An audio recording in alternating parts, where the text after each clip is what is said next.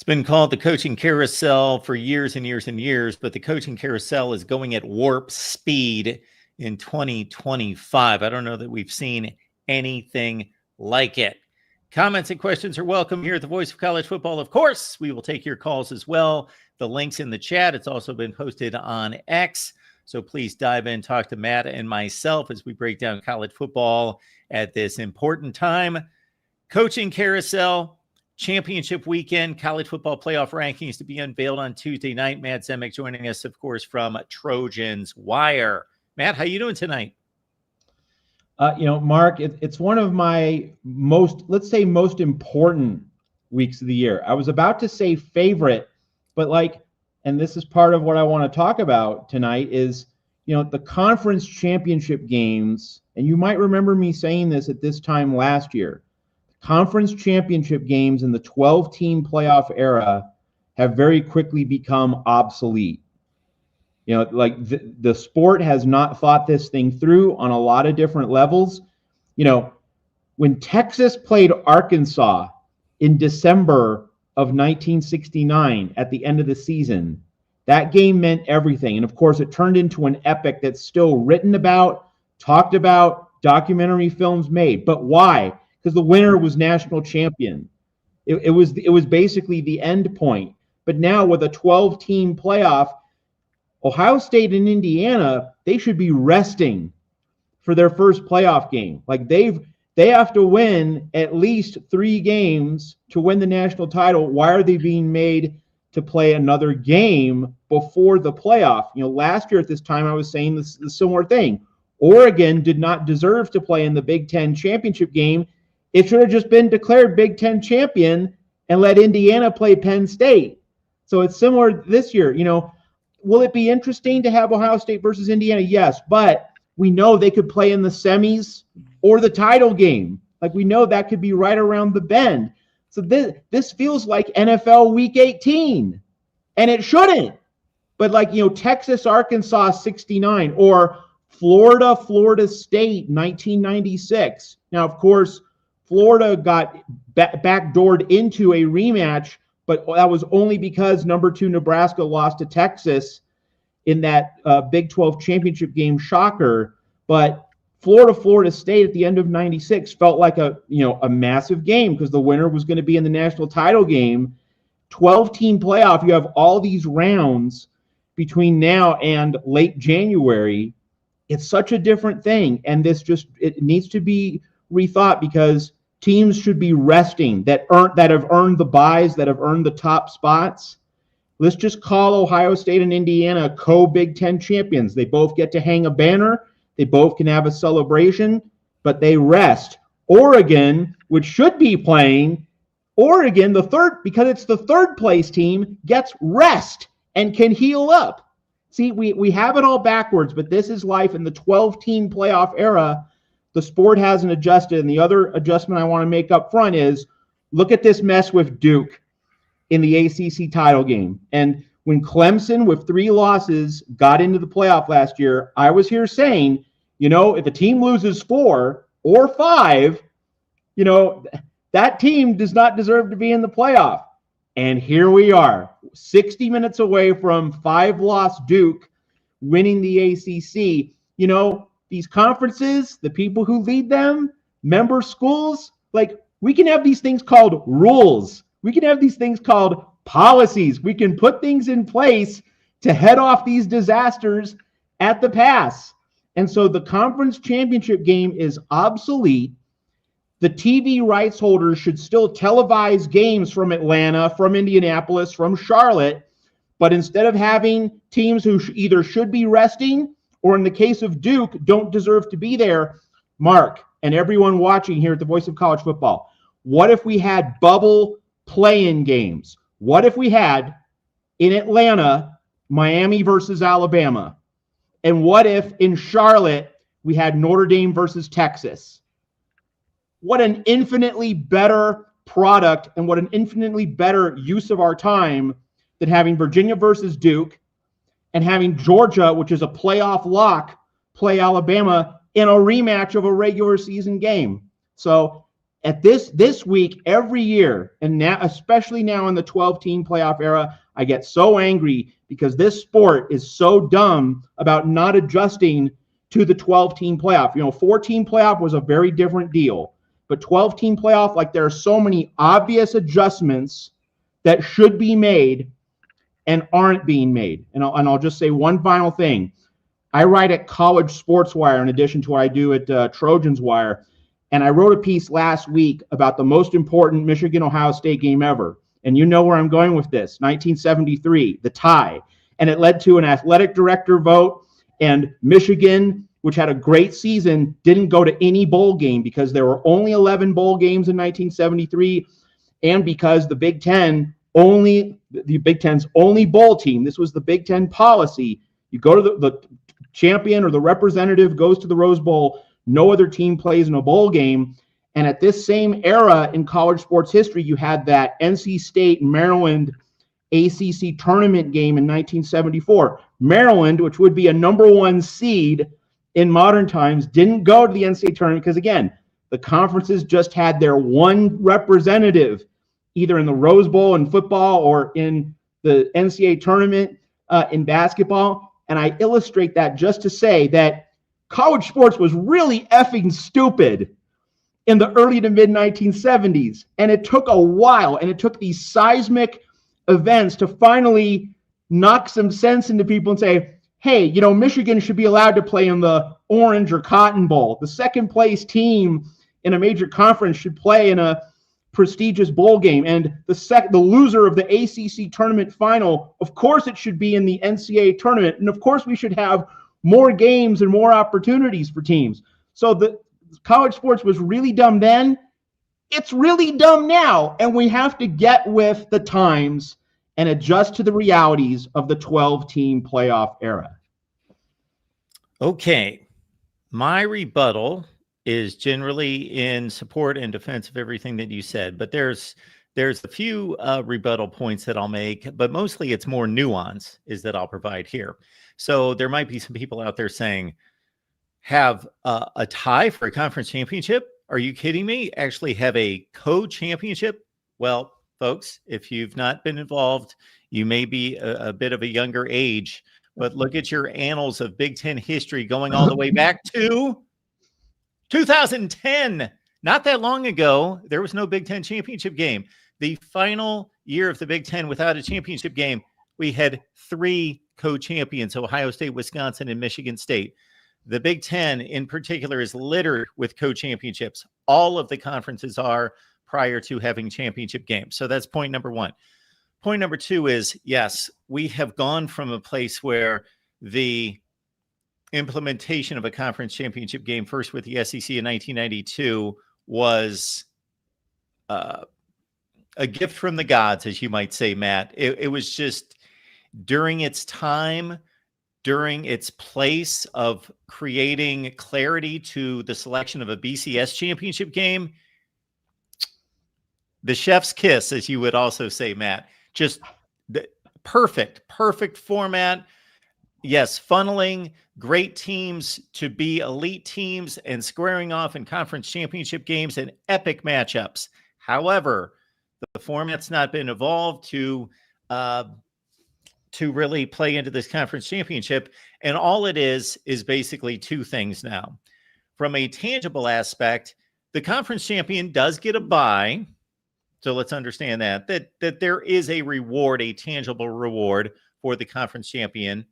But I don't know that these athletes, this may be just the very tail end of the likes of Ryan Day or Kirby Smart trying to convince his team that being a Big Ten or SEC champion means something. Back in the day, meant the world. It was, if you were a conference champion, yes, and headed to the Rose Bowl, the Sugar Bowl, the Orange Bowl, the Cotton Bowl, yes, it was everything.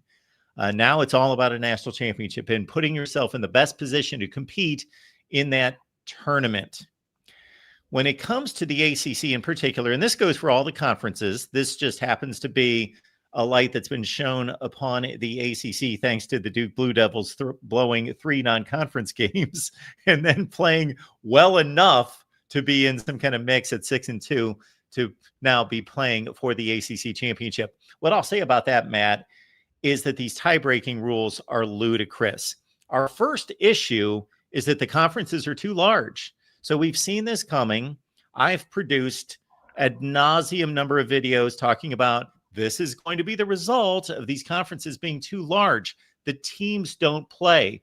Imagine if we would have had different results in the Big Ten on the final weekend.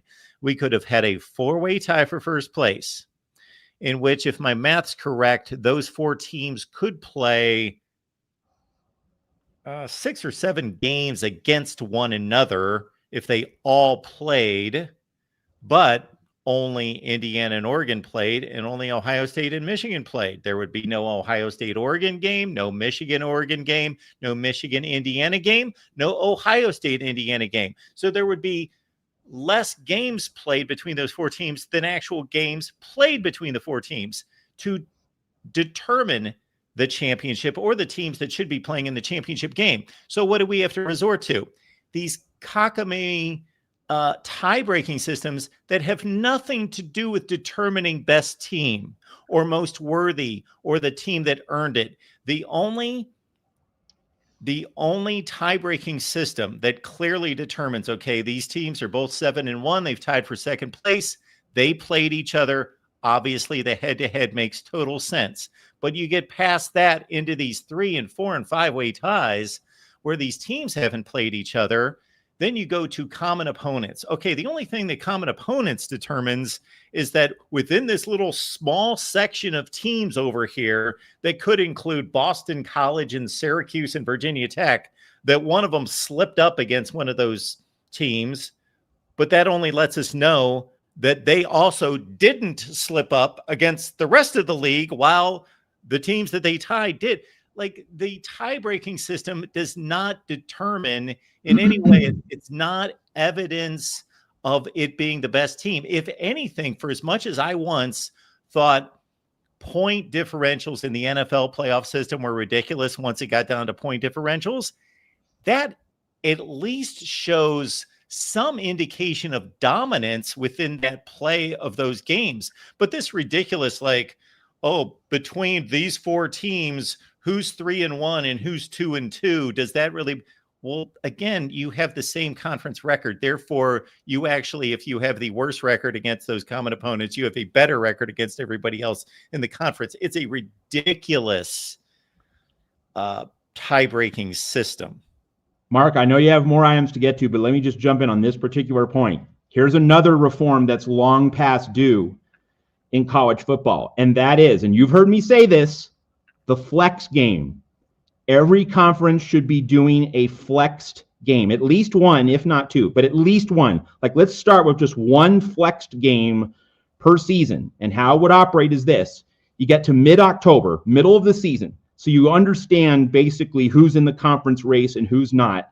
You look at the schedule, and like you take the top 4 teams and the combinations of teams that aren't playing each other, you have them. So in other words, the ACC, middle of October, would say, all right, Miami has to play Georgia Tech, and Virginia and SMU could be the other game. Something like that. Like that, it is so long overdue in college football because Miami did not play Georgia Tech. It did not play Virginia. And here you have Duke versus Virginia. Miami didn't get to play either team. You have to have a flex game. It was similar in the Big 12 last year with BYU and Colorado missing out while Arizona State and Iowa State played in the championship game. All those teams did not play each other. And as you said, with the supersized conference, the paradox is, no, you're actually not playing more of the top teams. You're playing fewer. And like the conferences are going to make it that way. You don't want all your top teams beating each other up. You want to distribute it, right? Like it makes sense in terms of how the conferences schedule, because you want to have as many teams in the playoff mix late November as possible. But at some point, sanity has to prevail, and you have to say, we need our number 1 team or our number 3 team, playing each other in the middle of November. The flex game has to come to college football right now. Ohio State has reached the Big Ten championship game without playing the next 3 teams in the standings in the Big Ten. So anyway, Yep, yeah, we could go on exactly. and on about this infinitum. Matt, we have coaching situations, we have playoff rankings. I don't know where you want to go next, and we certainly have 3 callers on the line, and we can see what's on their minds as well. We'll remind everyone that Matt and I are here for an hour or more. That is up to you. So we leave it in your hands in regards to how long you would love Matt and myself to talk college football with. This is insane. Lane Kiffin to LSU, John Summerall to Florida, Alex Golish to Auburn, Mark Stoops is out of a job at Kentucky. They're looking for a replacement. Pat Fitzgerald, this one blindsided me. Matt, with Pat Fitzgerald going to Michigan State and replacing Jonathan Smith after only 2 seasons. How does Mike Locksley still have a job at Maryland? Anyway, yeah, Jonathan Smith shown the door after 2 seasons. He's coaching his final game across the sideline from Mike Locksley, who's in a 6th season at Maryland, producing pretty much the same record. Bob Chesney, the new head coach, leaving a James Madison team that could be in the college football playoff.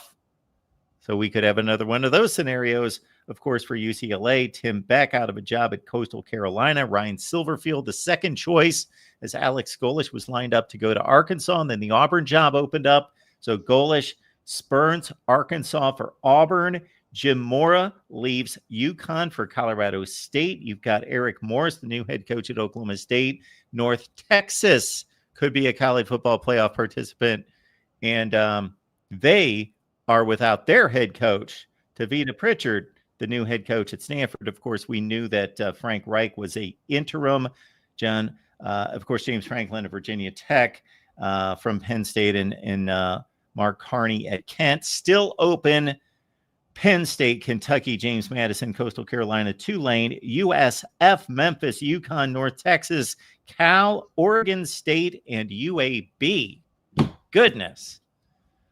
All okay, right. Well, I can Yeah. fill in some blanks there. Oregon Sure. State hires Jamarcus Shepard, an Alabama assistant. So Oregon State going with a young guy, a recruiter, and I think that's the perfect fit for Oregon State. Like, the program's falling on hard times, decreased visibility in the modified downscale Pac-12. So I like that move for Oregon State. Kentucky seems to be either at the 1-yard line or really close to landing Will Stein of Oregon. I think that would be a great pull for Kentucky, because Mark Stoops was not offense first. I think offense first is how Kentucky needed to go. So if Will Stein is the guy, that's a good move for Kentucky. And then a lot of discussion and rumor about Kalani Sitake of BYU going to Penn State. And Will ND is saying it's embarrassing that Penn State doesn't have a guy right now.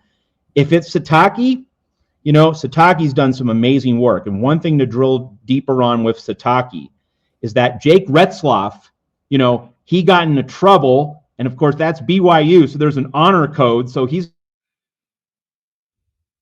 going to be kicked out because of that honor code. He transfers to Tulane. This program is left scrambling in the spring. What are we going to do? And Bear Bachmeier, freshman, comes in, and Sitake and his offensive coordinator, Aaron Roderick, they get the most out of him, and they're playing for a playoff berth. So Sitake has coached his butt off the last few years, and I think all things considered, Penn State was kind of flailing there. What's Penn State going to do? Landing with Sitake, if that is the guy, if they can close the deal there, it could, let's put it this way, it could be a lot worse. Now, there might be questions about how, well, BYU isn't the Big Ten. Maybe, but Sitake has done objectively a very, very strong job the past few seasons. So that's the latest on Penn State. You mentioned, Golish spurning Arkansas. Fun fact, Alex Golish's wife is from Arkansas and grew up a rabid Arkansas fan. So the drama there, and with the leaks, this was a deal where leaks came out before South Florida's final game, and both Golish and USF administrators pushed back against it. And you just got to wonder, if there was an Arkansas leak, if that leak could have been plugged up, maybe Golish goes to Arkansas. He seemed to be angry at the leak, and that was part of why he went to Auburn. We'll never know for sure, but it wouldn't be the first time that happened. And finally, I cover UCLA, of course, and pleasantly surprised from a UCLA perspective that they were able to land the plane with Bob Chesney. And of course, they're allowing him to coach in the playoff if James Madison does get to the playoff. And the real question is going to be just how much administrative support, NIL muscle will Bob Chesney have at UCLA? And can he hire an elite staff? Is he going to be given elite dollars, as much as he can spare to really assemble the staff needed? But, the thought process is sound, trying to make it the Signetti, the sequel, getting the next James Madison guy to instantly revitalize the program. It's a great hire on paper for UCLA, but now we need to see what the administrative support really looks like. So that's going to be fascinating. And actually, just on the subject of allowing a coach to coach in the playoff, let's hit that topic while we're at it. That, this is $1 billion business, and the money is just growing year after year after year. Like, come on. This is an entertainment product, okay? Let's not pretend that education, is what's really driving all this or should be the focus. This is a massive entertainment enterprise. No good business, no healthy business should have coaches of teams that qualify for the playoff jump ship before the playoff and get into these nasty in-between situations. And you know what? If you're going to tell me Lane Kiffin's a jerk and a troll and much worse, I'm not even going to argue with you. You're right. But how about we have some guardrails to not even allow these situations to happen? College football should have a coaching transfer portal alongside the player transfer portal in January, after the New Year's Day bowl games. January should basically be free agency month in college football.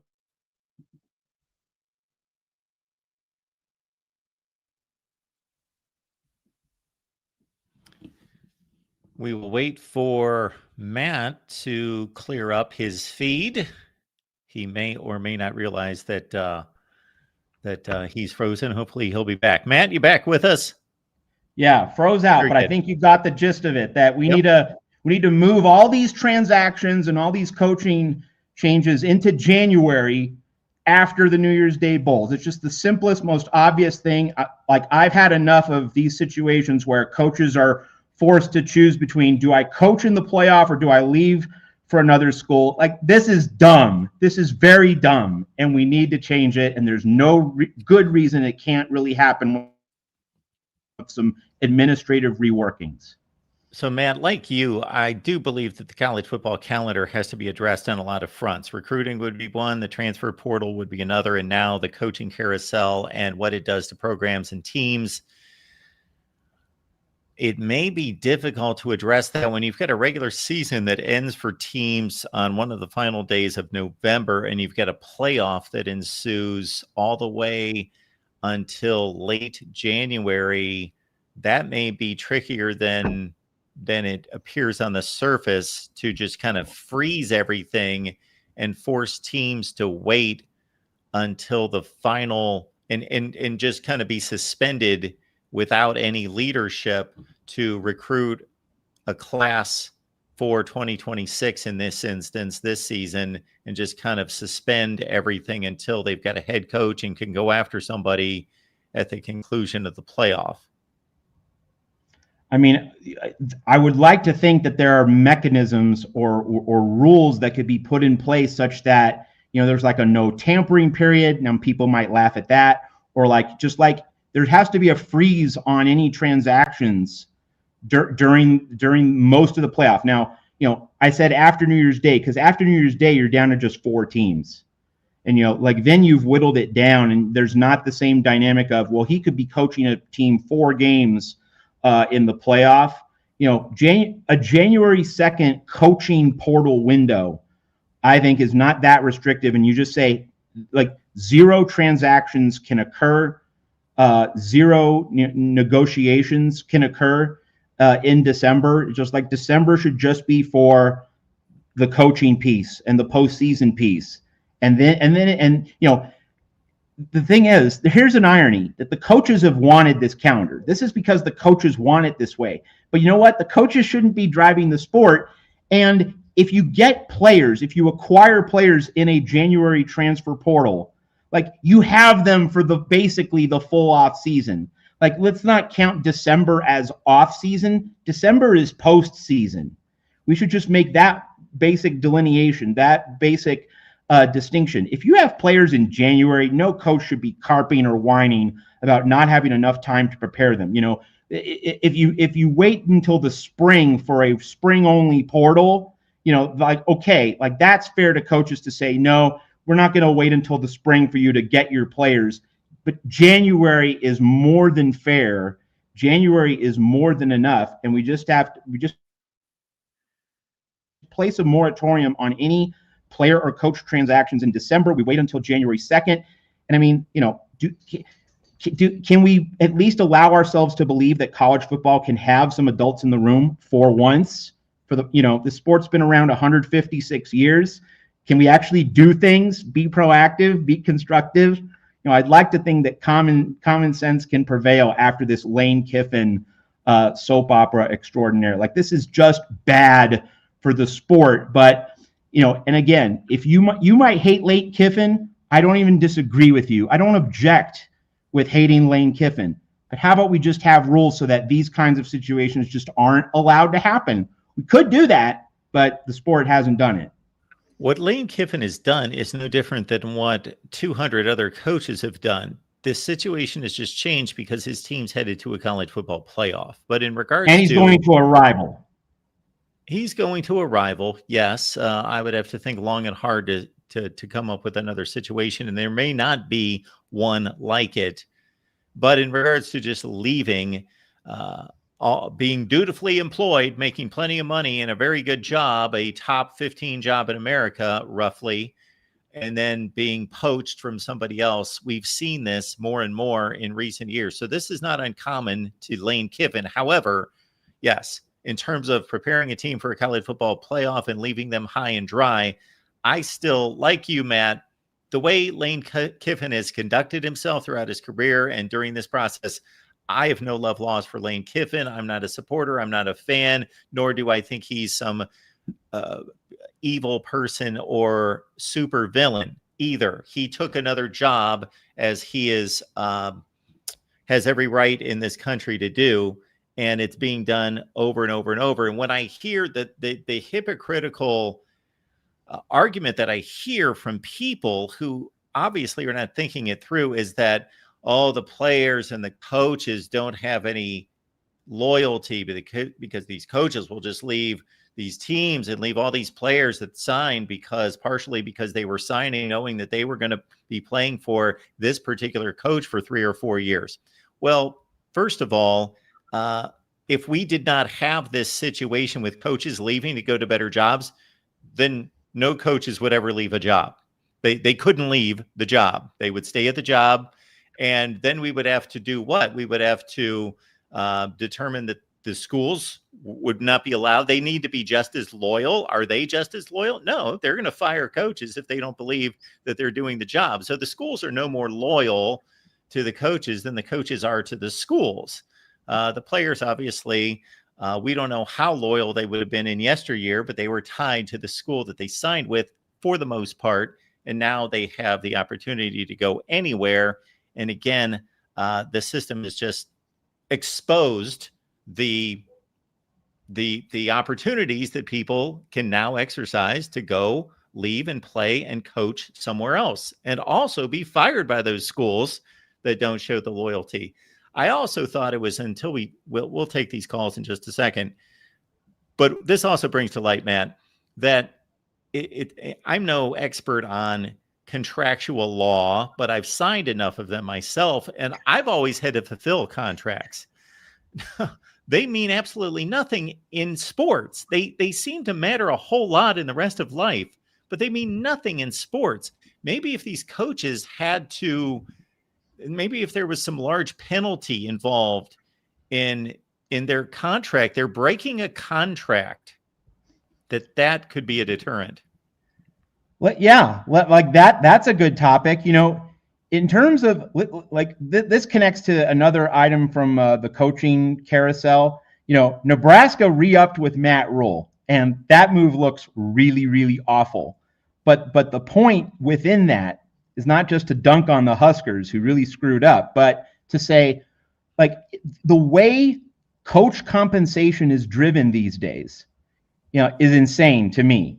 I haven't been an athletic director, but like, I would like to think I know how to, hire a coach properly, do the proper vetting, do the proper homework, and to draw up a reasonable contract. And where contracts need to be going is, you get a modest amount of base pay. We're going to take care of you. You're not going to starve. You're not going to go to the poorhouse, but the real money should be in incentives. Like, the contracts should be incentive heavy, and they should be incentive driven. You win a conference championship, you make the playoff, you win 11 games in a season, do these things and we'll give you Fort Knox. We will give you mountains and mountains of money, but you have to earn it. And that's what kills me, right? The huge buyouts are one part of this, but also just all this upfront money and extending coaches, re-upping coaches before they've done something huge. Like, why? Why would you do that? It's, you do something and then we keep you. Like, Indiana has set the industry standard. Like, Indiana is the model for how this should be done. They hire Kurt Signetti, took a chance on him, and then he makes it big, and now they're showering him with all the money. That is how it's supposed to work. And yet that is not the model, the prevailing model. That's not pervasive. I would say that's not the norm within the industry. That's where contractual negotiations from athletic directors in schools need to go. Nebraska doesn't get it. Most schools don't get it. LSU didn't get it with Brian Kelly, being on the hook for all this money. So incentive-based contracts, and not, giving coaches a king's ransom until they've actually achieved something, should be so obvious, and yet it's not the norm in the industry. I will have to process your calendar amendment, which I have thought about as well. The one thing that I think may be key in helping it to work would be to move signing day back to its original February date, and you move signing day back, and therefore the student athletes know who the coach is going to be at that particular program, and so that would help the process. The transfer portal's already been moved back, so we can just shift the calendar and continue it and put some guardrails on these coaching hirings and firings. Although at a place like that has been a complete disaster, where we've seen the firing coming from miles away, a Virginia Tech, a UCLA, Oklahoma State, I don't know what those programs would do hanging on to a coach who just completed, let's say, a 3-9 season, and actually him being the head coach at the conclusion of the season at the end of November, but keeping him as the head coach. I don't know. Anyway, it needs to be vetted out for sure. I will let everyone know that I just released, just minutes before we came on here, a college football playoff rankings prediction. So this is not my rankings. This is what I'm predicting the playoff rankings to be when they're unveiled on Tuesday night. The last time I did this, I went 25 for 25. So we'll see if I can do it again. This is what the playoff rankings will look like on Tuesday night when they are released. All right. We've got 27 minutes to go. We're going to go about 5 minutes a call. We got Dr. Buckeye chiming in. Yes. Hello, gentlemen. Hey, David. Very interesting discussion. Still basking, by the way, here in the afterglow of the win. By the way, I will say, Matt, in reference to that 10-10 tie in 73, that was, by the way, our last win over USC for a while until we won the Cotton Bowl in 2018, by the way. So lost some heartbreakers in the Rose Bowl to you guys. Yeah, you couldn't beat Ted Tolner in the Rose Bowl, for crying out loud. Well, 1979 was Mark's year, so that made that was rough for him with his favorite player. Made a 5th grade Mark Rogers cry at the bus stop actually that year. You remember, you either made that up, David, or you have a great memory, because I did tell that story one time, man, fighting back tears because it went straight from New Year's Day on I don't remember the dates, but I remember the dates, but not the days. New Year's Day and we had to go to school the next day. And I'm at the bus stop, and I am just, practically in tears because my team just lost the national championship the night before, and I would be devastated for weeks back then. My goodness, the 1981 NFC Championship game still haunts me to this day. But anyway, go on, Dave. There we go. Many great games, though, over that period of time, by the way. I will say, Mark, it seems like you guys also are being a little bit nostalgic for a college football, gone by, and, the kind of the world that we're living in as a college football world today. And you know what? I would say this. I think that some of the changes that have been made to college football have always been, it seems like to me, in the works for a long period of time. Because you lived in the bowl era, then we lived in the BCS era, and then we lived in a 4-team playoff era, and now we live in a 12-team playoff era.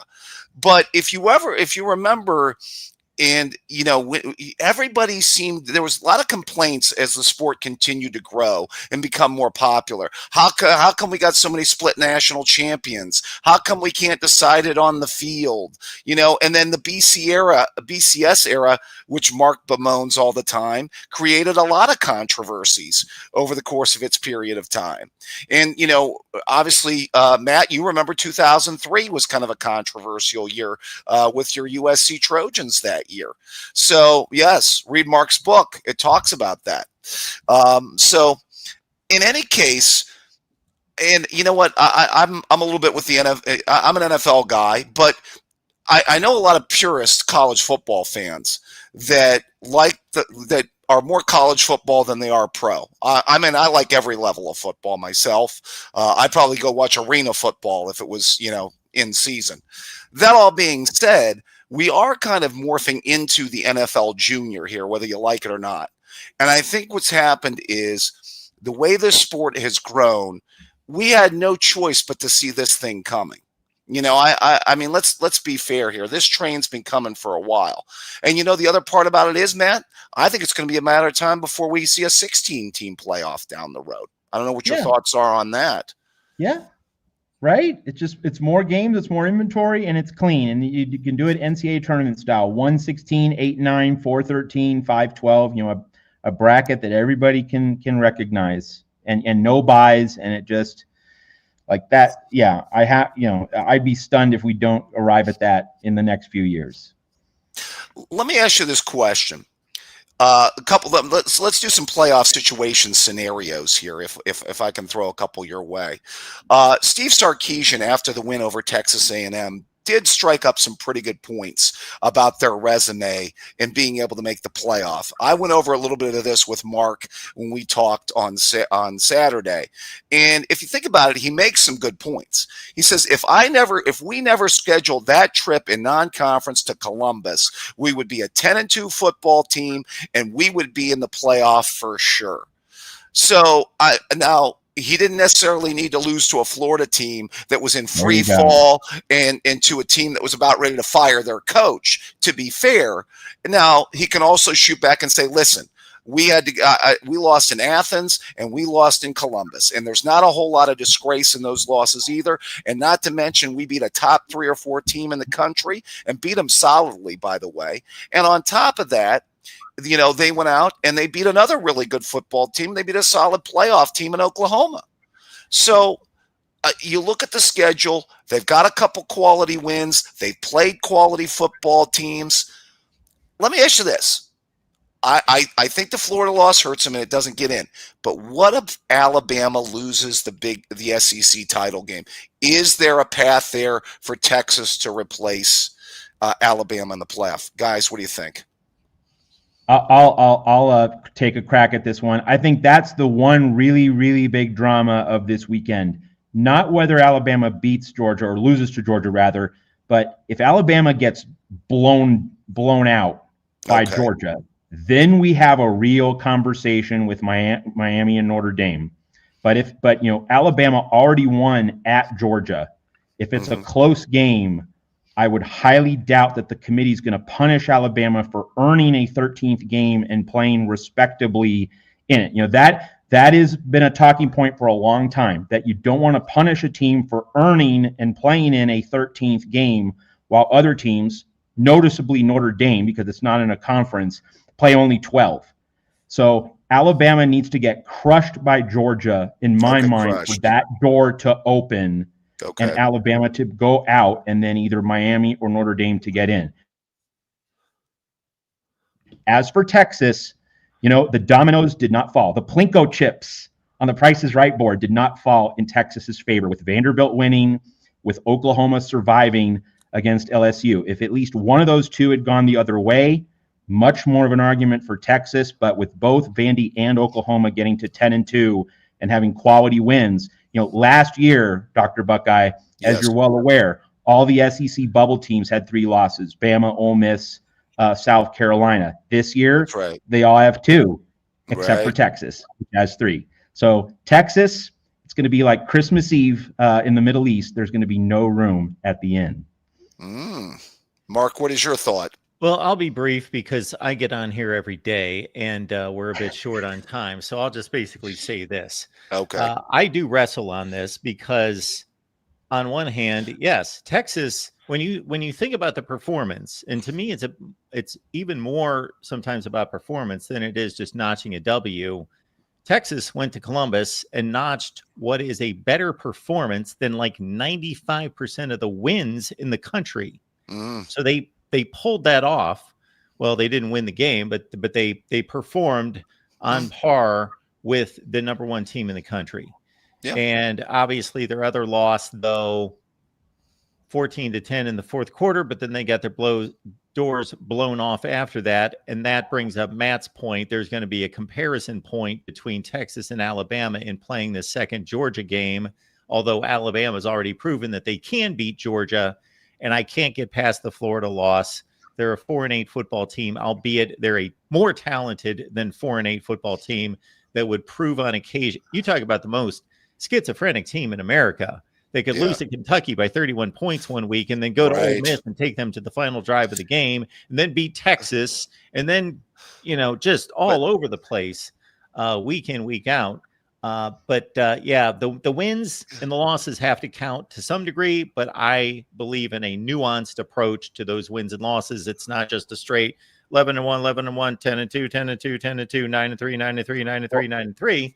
But I think that's where it starts. Where it starts. But Mark, you're a scheduling guy. You're a quality win guy.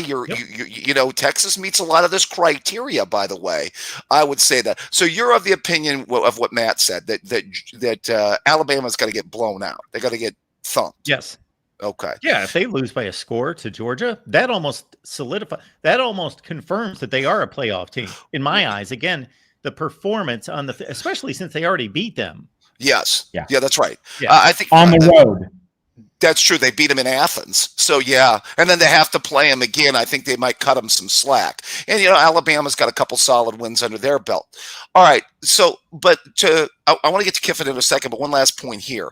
Does Sark's point of teams being less likely now in this era to schedule the big non-conference games, does this come up down the road?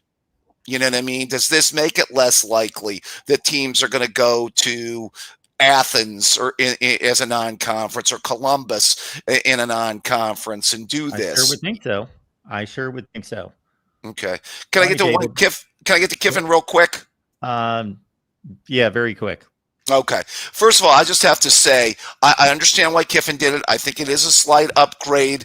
But by the way, there's no good way for any coach to leave a program and go to another program. It can't ever be done tastefully. So that's just bottom line. Okay. It is what it is. Maybe there is a good way to do it, but there's very few good ways to do it, I would say. True. I agree. Last thing though, on hierarchy programs, Mark, you do always your tiers of where programs are. I never heard you say specifically where you thought LSU falls on the tier. Is it a top 5, top 10 job? Where are you at on that? By the way, Matt, I don't know if you want to throw in too. Top 5. Oh, wow. Les Miles won a national championship there. I think that's and Ed Orgeron. I think that's the whole argument for how good a job LSU is, period. Okay. Yeah. So I think there's a difference between ranking programs historically, in which LSU is barely a top 15 program all time, but we're talking about we're in current status. Yeah. Fringe top 5. I'm not quite going to shove them in the top 5 for sure. Yeah, I think they're borderline too. But I think like 5, 6, and 7 are all kind of very close. So, Yeah. All right, good stuff, guys. I'll get back with you later in the week, Mark. Thanks, David. Appreciate Thank it. you, Doctor. And I will remind everyone that though we're here every night at 10 p.m. Eastern Time, we do the college football playoff reveal on Tuesday. So we'll be here at whatever time. I can't keep up with ESPN's basketball schedule. So whatever time it's supposed to be tomorrow night, 7:30, 8 o'clock, whatever time, we will be here for the unveiling. All right. We got Muley stopping by. Muley, what's going on? Hey, Mark. How's it going? Good. How are you? Doing well. So yeah, I got something to ask with you guys. Is you kind of touched on it about the championship playoff scenarios. I'm trying to go and make sense of the rules because I'm going here and I'm seeing that at least for a 2-team tie, head-to-head comes first, but then it's also win percentage against common opponents. So I'm assuming Duke got in because they beat Cal and Cal beat SMU, but there was a 5-way tie, so which include combined head-to-head win percentage among tied teams. If all tied teams are common opponents, I'm not even going to read all that. Do you guys know the reason why Duke was specifically why Duke made it? I should be able to tell you that actually because I looked at it enough and have in previous years and actually posted a couple videos leading into the scenarios on championship weekend. But I can't tell you off the top of my head. I think it's common opponents, right? Common opponents is the next thing after the head-to-head. And then the third one, it's either common opponents or they had to go to the next tiebreaker, which is the best conference winning percentage, opponent's winning percentage. Yes. And that's what I'm trying to figure out because Duke, at least when it comes to the top tier teams, in terms of 2 loss or less, they played Georgia Tech, Virginia, lost to both, and dodged SMU, Miami, and Pittsburgh. So obviously there's more to it because they played Cal, Clemson, NC State, Louisville. Or did they play Louisville? Actually, no, they didn't play Louisville. Wake. So they played 4 loss teams. So that might have to do something with it. Here you go. AI is telling us, sorry, Muley, Duke won the 5-way tiebreaker for the ACC championship game by having the highest combined winning percentage of their conference opponents. Okay, makes sense, but also doesn't make sense.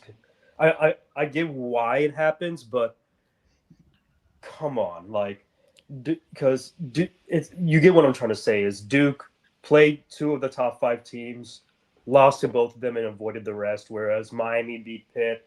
Well, nobody avoided anyone. Obviously, they're handed a conference schedule. So they play the conference schedule.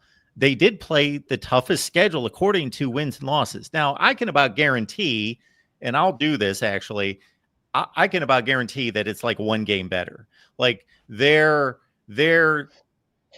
8 opponents are, 8 times 8, 60, 64 games are, 36 and 30 and somebody's else or 35 and 31. I can about guarantee that's the deal. Because shoot, it's the ACC and everybody's marginal. Mm-hmm. Yes, that's probably what it came down to. Because they did play a lot of the middle pack ACC, so that makes sense. I will also mention that they didn't play who? Florida State. They didn't play Miami. Stanford. They didn't play. Well, I'm just pointing out who they didn't play at the bottom to help that winning percentage. Right. Yeah, that's probably where it's come down to. And I also mentioned in the Mountain West, I'm assuming it's the similar thing because UNLV, there was a 4-way tie with 4 2-loss teams. Yeah. UNLV played 2 of them, San Diego State and New Mexico, or was it Boise State and New Mexico? Either way, they lost both of them. However, they still made the championship game. So this is where it's coming down to where it's like it has to do with other opponents they play, but at the same time, if it's a 4-way tie, why don't you at least look at the head-to-head, what little head-to-head scenarios you have, And I must have done a brain freeze there, because as soon as you went to the Mountain West, I thought, yes, isn't that, or historically has been, the next tiebreaker after the head-to-head has been, if there is more than a two-way tie, the round robin record of those teams that are involved in that tiebreaker. That's actually more valid to me, I know it's arguable, than common opponents. Like the common opponents for, like I did the various Big Ten breakdowns, it was like just a glut of Purdue and Wisconsin is what it was. Okay, who cares? Where there you're showing who played the best football between those four football teams. If there is a distinction, there usually isn't, because we're generally comparing teams that hardly lose any games. They're 7-1 in the conference. They're 8-0. They're 6-2 at worst. So they generally don't lose games. So it's difficult to break ties among common opponents. But at least that is comparing. It's the next step off of head-to-head, comparing the teams within the tiebreaker. Right. And that's what just doesn't make sense to me. Because UNLV college football. It doesn't make sense. Right. You played both Boise State and New Mexico and lost to both of them. Why are they making it instead of San Diego? I mean, I know San Diego State also lost to one of those teams, but yeah, it's a crap show. I was just going to say really quickly, what drives me crazy is when people. I'm not saying that this couldn't be argued, but from my position, people argue that the college football playoff rankings should be the determinant of a conference championship. And I'm like, are you kidding me? First of all, we're seeing the fallacies of this committee doing its own job. Number two, you're a conference. Act with some, guts. And, own your own conference. You have sovereignty here to determine your own champion, exercise your own rules, not default to some college football playoff rankings. And let me step in on this one. With the ACC, we can have, let's say Duke beats Virginia. Duke can be crowned ACC champion. They can hang a banner in Durham, North Carolina, but Miami can be the ACC representative in the playoff. If the ACC sets some ground rules, such as, you lose more than 3 games, you're not in the playoff. Conferences can do these things. You can establish the rules about, we talked about the Big Ten in 1973, how it orchestrated, its representative for the Rose Bowl. So Mark's point about conference sovereignty, you're a conference, you're an organization, you can establish your own tiebreakers, your own procedures. So we need to have a delineation between your conference champion, which, that it's conference competition, the 8 or 9 games you played, plus a potential title game. You hang a banner for that, but the playoff should be separate, especially in these kinds of cases. If you have Duke having 5 losses, shouldn't be anywhere near playoff consideration.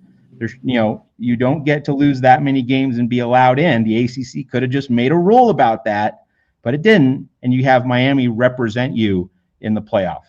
Matt, actually, I would disagree with you if these conferences were smaller and the conference schedules were equitable and they were similar. But I agree with your point, because they're so dissimilar and there's such disparate between the conference schedules. I hearken back to UCLA in 1983, I believe, was the season where they went to the Rose Bowl at 6-4-1. Yep. They went 0-3 in non-conference play, but they were the best team in the Pac-12 and went to the Rose Bowl. Now, we're not talking about a playoff situation, of course, but I would be fully on board if Duke won the ACC championship game after earning a spot in the championship game based solely on conference games, but there was a more equitable system to determine, and a more just legitimate system in determining the conference championship game berths, which there's not. It's and that's where having a flex game in mid-November between, say, Duke and Miami, or Miami and Georgia Tech, games we never had, would be really, really central to resolving a lot of these conference disputes and ties in an era where with 17, 18 teams in a conference, you're not going to be able to play everybody on the set schedule. So that's why you would flex one game in mid-November every year. Okay, Muley, anything else for us? One last thing I want to also mention is about the playoff scenario. In terms of, I want to make it clear that this year compared to last year, the pool of talented teams is a lot wider. And what I mean by that is we're talking about Bama possibly getting left out because, and will the committee now honor the head-to-head with Notre Dame now that Miami has also destroyed Pitt?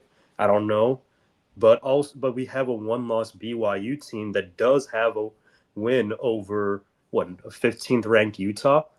If you compare their resume to last year's SMU team, they have a better resume. If they went and they lost to Texas Tech, I don't care about how much, they have a better resume than last year's SMU team. And then, not to mention, you see what Vandy just did to Tennessee. You see in the Texas point too. We have the pool is really competitive this year, and the reason why I want to bring this up is we've talked before about the playoffs being a little too big, but because of scheduling imbalances, it would only make sense to expand the playoffs at this point. Because let's take last year, I forgot, was Ohio State 8 or 9 or whatever? I forgot which seed. 8. 8. So even if you did like a 6-team playoff and reduced it, they won't have made it. And when you look at the resume, because there were 4 Big Ten teams that made it. Besides Ohio State, there was Indiana, Penn State, and Oregon. None of those 3 teams played each other in the regular season. Ohio State played all 3. They played 5 of the top 7 teams. They had a brutal schedule. And one thing I've also noticed is I'd have to find the data, but teams typically it's hard to expect teams to play typically on their A or B game consistently. That's what makes scheduling imbalances so frustrating, because you'll see teams have letdown games before or right after playing a big game. For example, SMU lost to Wake Forest, and then they beat Miami the next week. Wake Forest got blown out by Florida State, then beat Virginia. You see all these, and part of it is these teams are kind of overlooking and trying to prepare for these big games and whatnot. Alabama had 2 letdown games. Ohio State, after dominating Indiana, had a letdown game against Michigan. And this is why I put so much emphasis on strength of schedule and why I'm sympathetic to Texas. If they went I wouldn't be so sympathetic if the schedule even if the conference schedules weren't so imbalanced. I'm like, listen, you just got the rough end of the stick. But because you also have teams, even in the SEC, Ole Miss, outside of, they lost to Georgia and they beat Oklahoma. Next best win is what? LSU, Tulane. You're seeing teams in every conference playing relatively easier schedules and benefiting from it. Texas and Tennessee last year benefited from easier schedules. A&M has played 7 of the bottom 8 teams, and then when they finally played Texas, they lost. It makes it so much harder for these teams, for a Texas team who had to go and play these good teams. And then you guys mentioned Florida. That Florida loss is inexcusable. Don't get me wrong. Florida has also been dealing with a boatload of injuries. They've had these past few weeks. They've had like 4, 5, 6 cornerbacks out, including Cormani McClain, including Gates, including etc. They had their star defensive end out. They had half their team injured. They had their top 2 running backs out at one point. The Dallas Wilson played in this debut game against Texas and went for 110 yards. He just came and burst out on the scene. So there were clear things in that game that made Florida prepared, and also part of it was Texas having bad execution. Don't get me wrong, but when you look at it and you realize the talent, these kind of things happen. So it's not only schedule imbalance; injuries can cause wonky results, and I won't go into this, but but in the Big 12, injuries have made a lot of wonky results. Is all. Guys, I know I said a lot. I rambled. If you have any thoughts, go ahead. Otherwise, I'm done here. Well, we appreciate it, Muley. Unless Matt's got something, we're going to move on to our final call. Thanks, Okay. Muley. Appreciate you being here. We'll keep it going and go to our last call of the night. We got Tom on board. Tom, what's going on tonight?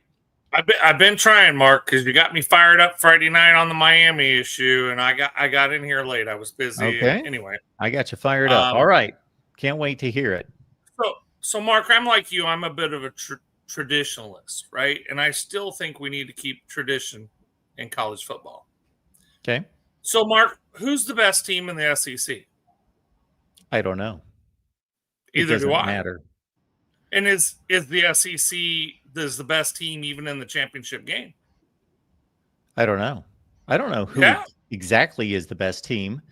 Those two teams basically earned it. Certainly Georgia did. They went 7-1 in the conference. Well, of course, they both went 7-1 in the conference. They're 4 teams 7-1. Yeah. 4 teams are 7-1 in the SEC. Yeah, well, I'm not understanding your point. I don't know who the best team in the SEC is. I can give you my opinion, but I don't know. Nobody knows. Anyway, what I'm saying is when they get done with the championship game, you don't know who is the SEC championship, right? True. Now, everybody wanted to hack on the Big Ten because the West was weak. But at least when the West played the East, and the East beat the West, you knew who the best team was in the Big Ten, right? Because of round robin. Sure. A round robin. You knew who earned it. You didn't necessarily know who the best team was. Yes, exactly. You know who earned it. So, my thing is the teams need to divide the leagues back up, go to round robin, have your championship game, and the top 4 teams go to a 4-game playoff and be done with it. Okay, back up a second. So you want divisions? Yeah, whatever you want to make. Okay. You want to go back to division? And everybody plays everybody in the division. Exactly. So in the Big Ten, for example, you got 18 teams. So you got 9 in a division. So you're going to play 8 teams in your division. You're only going to play 1 team in the other division. That's obviously not going to fly because they're not going to put together a conference where Ohio State plays Illinois once every 9 years. Or let's go to a more relevant matchup. Ohio State and USC only play once every 9 years. So just play 8 games. It's not going to happen. Play 8 games. Play 8 games. Then you'd never Ohio State never plays USC or Oregon. Michigan never plays USC or Oregon. Never. How many teams are in the Big Ten? 18. Oh, you're going to play all 9. You're going to play in your division. Yes, you're going to play all 9 in your division, or the other 8 in your division. You're never going to play the other division. Well, here's the thing. Here's the thing relative to what Tom's saying, and this is an idea that I mentioned last season. It didn't really seem to fit in terms of what's coming up on Conference Championship Saturday, but just on a larger conceptual level. Here's how Tom's idea could work. So technically the Big Ten's playing 9 conference games. But Tom's idea about having a 4-team conference playoff, aka have a conference semifinal weekend, that's essentially what it would entail. Those semifinals would be the quote-unquote 9th game. So you have 8 set-down games, but then if you're going to have conference semifinals, that's the 9th game, and you have your other 14 teams in the conference play each other that same weekend in what would be a flex game. So that's how you could get there with Tom's idea of conference semifinals. Then what do you do after the semifinal games? Do you have a championship game? And then you have a championship, yes. Okay, I thought we were steering away from championship games. Go ahead, Tom. The ACC and the SEC and all these conferences, the 2 best teams aren't even in the conference's game, and maybe, right? And they just don't mean nothing, just like what you guys started the program out with. I do think we get into a bit of groupthink. Like, I think Miami's the best team in the ACC, but I think the world thinks that they are definitely the best team in the ACC because of what? They beat Notre Dame on a walk-off field goal, and they have no other decent win? Right. South Florida's then not bad. Yeah, South Florida's a good win, and they were dominant in that game. I understand, and Pitt's okay. They're the 50th best team in the country or something. But I don't know that Miami's the best team in the ACC. I just think everyone thinks that. They have the most talent. They have the best talent ranking in the ACC. When I tried calling in Friday night, my only thing to the Miami fans is you need to win them ball games, right? Texas needed to beat Florida. It isn't about Ohio State. Miami should have beat their ACC teams. They had their chance. Everybody has a chance to make this playoffs. They just didn't get in because they didn't win. Absolutely. I'll say it this way, Tom, and you may agree or disagree, but I think we're on the same page. When this was announced, I made the statement that I will still be here the day that the selections are made, and I'll be sticking up for team A, B, C, however, it might be 5 teams, might be 1, whatever, to say, you know what? Their resume is just as good, if not better, than the 12th team that made the playoff. However, I'm not going to be boo-hoo. They had the opportunity. Yes, they blew it. They had ample opportunity. If you've got 12 teams, you've got 11 power conference teams, you've got ample opportunity. Win your conference at least, if nothing more. But that doesn't mean that there won't be teams left out of the playoff that have just as good a resume and an argument to make the playoff that were left out, that can complain about it. Right. But Texas should have beat Florida if they wanted to be in the playoffs, right? Yeah. Didn't happen. But if we could say Alabama should have beat Florida State and Texas, not scheduled Ohio State. No, I agree with you. They should have beaten Florida. Absolutely. Yeah, that is the worst loss by any contender except for actually, I guess the Florida State loss is worse, even though they've got a better record because Florida just went out and manhandled Florida State. Let me step in here. Let me step in here just on that, the notion of, Texas scheduled Ohio State, and like if we didn't schedule Ohio State, we'd be in. Just to address that particular talking point from Sark and Texas fans in general. You schedule those high-end, high-risk games early in the season, hoping that, for the upside if you win, and also realizing that if you lose, it's not going to hurt you in microcosm.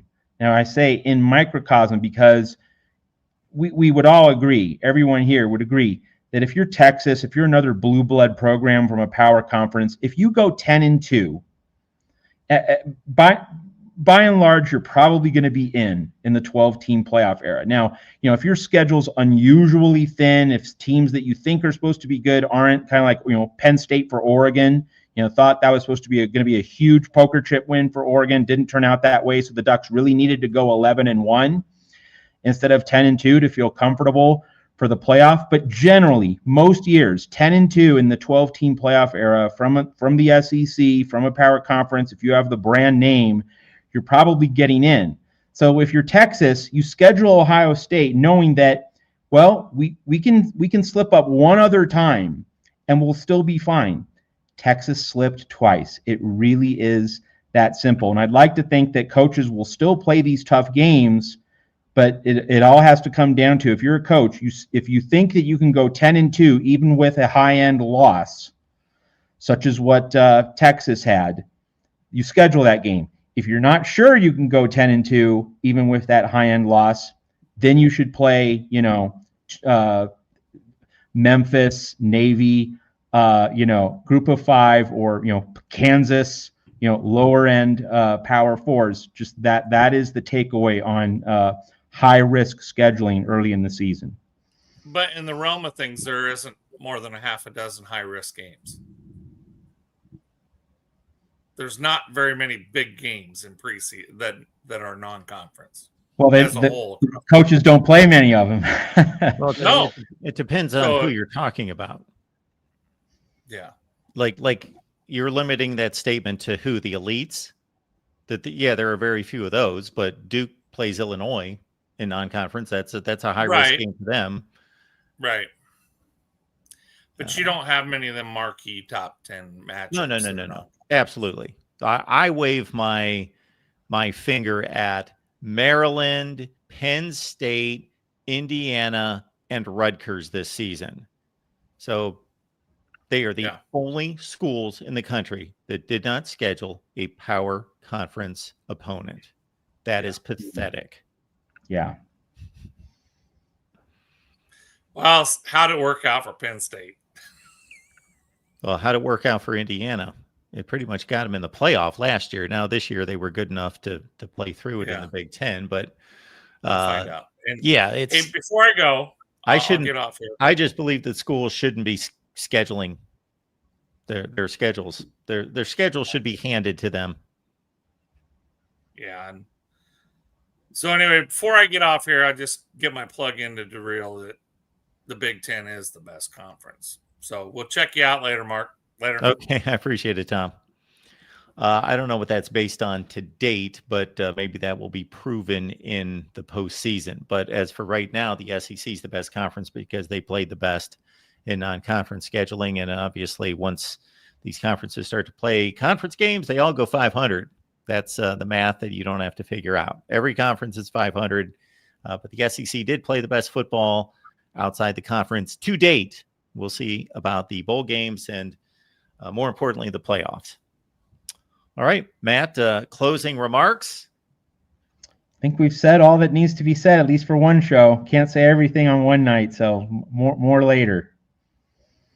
All right, folks, do appreciate you being here at the Voice of College Football. We've got an Iowa show at 5 Eastern, Big Ten at 6, and then I'll be on with the playoffs. And depending on when those playoff rankings are revealed, I may just stay on for the Big Ten show on into the 7 and 8 o'clock Eastern time hour. Matt, appreciate you being here. Anything at Trojans Wire that you would like people to know about? You know, it's a depressing time. You know, Oklahoma is going to be in the playoff. Lincoln Riley and USC are going to be out. So that cuts really deep. And UCLA hiring Bob Chesney. Not really a lot of good news on a USC standpoint. So we're here taking the L at Trojans Wire. Just got to be honest. There we go. All right, Matt. Thanks for being here. Thank you. Thank you, everybody. Catch everyone on Tuesday.